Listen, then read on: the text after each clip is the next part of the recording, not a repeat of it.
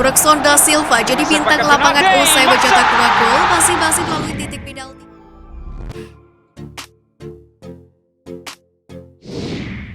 Baru tiba di Indonesia, timnas Vietnam sudah cari gara-gara.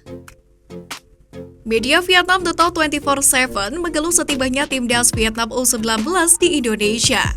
Total 24/7 menyebut perjalanan ke Indonesia selalu melelahkan dan membingungkan. Belum main, Vietnam U20 sudah kesulitan di Indonesia. Tulis Total 24/7 dalam judul artikel yang mereka buat.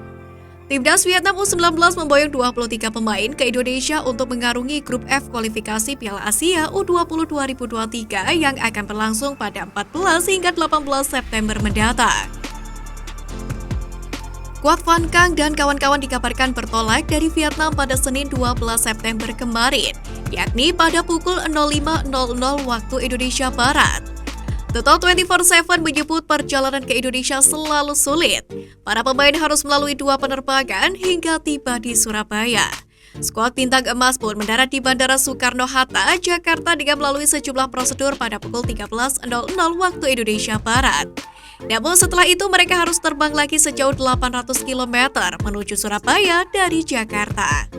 Quoc Van Cang dan kawan-kawan pun harus transit lebih dulu di Jakarta selama 4 jam. Mereka baru melanjutkan perjalanan pada pukul 17.00 waktu Indonesia Barat dan diperkirakan sampai di Bandara Surabaya pada pukul 20.00 waktu Indonesia Barat. Total 24/7 pun menyebut timnas Vietnam U19 hanya mendapatkan 1 hari untuk latihan, yakni pada tanggal 13 September 2022.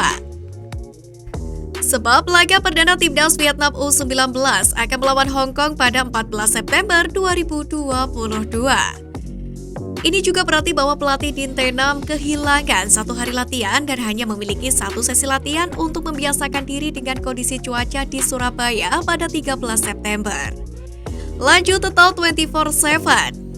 Sesudah laga itu, timnas Vietnam U19 akan melawan Timor Leste pada 16 September. Kemudian 18 September akan melawan timnas Indonesia U19. Nantinya hanya juara grup yang lolos otomatis ke Piala Asia U20 2023. Pernyataan berani Sintayong di kualifikasi Piala Asia U20. Semalam Sintayong mengumumkan 23 pemain timnas Indonesia U19 yang akan dibawa untuk tampil di grup F kualifikasi Piala Asia U20 2023. Nama-nama top seperti Marcelino Ferdinand, Ronaldo Kuate, hingga Frankie bisa dibawa Sintayong. Keberadaan nama-nama di atas itulah yang membuat Sintayong percaya diri skuad Garuda Nusantara bakal lolos ke putaran final Piala Asia U20 2023.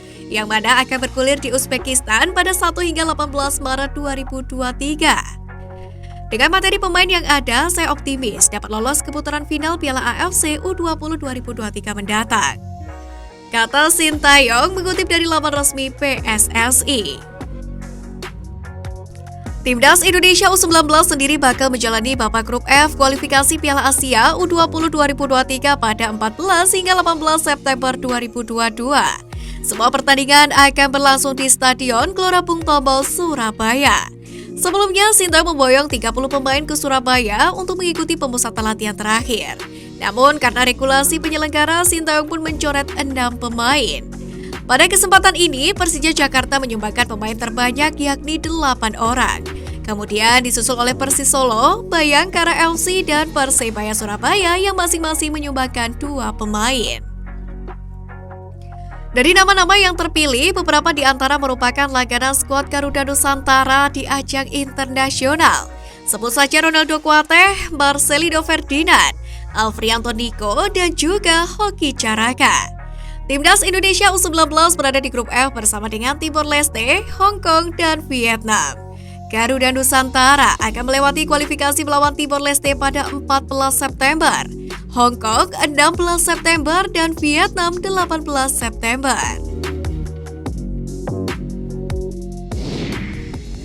Jordi Amat tidak senang dapat penghargaan di Malaysia. Klub calon pemain naturalisasi timnas Indonesia Jordi Amat, yakni Johor Darul Takzim atau JDT, merayakan sukses mereka menjuarai Piala AFL Malaysia 2022. Pada final yang berlangsung pada Sabtu 10 September lalu, tim berjuluk Harimau Selatan tersebut membungkam Terengganu 3-1 di hadapan puluhan ribu pasang mata yang memadati Tribun Bukit Jalil. Brooksson da Silva jadi bintang lapangan usai mencetak 2 gol masing-masing melalui titik penalti di menit 63 dan sotekannya di menit ke-78. 1 gol tambahan JDT dikemas oleh wonderkid lokal Arif Aiman. Sementara itu, lesakan hiburan untuk Terengganu tercatat atas nama Kipretek C. Sayangnya, Ahmad dipastikan tidak bisa sepenuhnya merasa bahagia dengan raihan trofi JDT kali ini. Karena ia sama sekali belum punya kontribusi dalam prosesnya kendati ikut dikalungi medali dan berselebrasi. Ahmad belum pernah diturunkan di kompetisi domestik termasuk Liga Super Malaysia dan juga Piala FA Malaysia hingga sekarang. Penyebabnya adalah masih diprosesnya paspor Indonesia untuk sang bek sentral kelahiran Spanyol itu untuk mengisi kuota punggawa Asia Tenggara.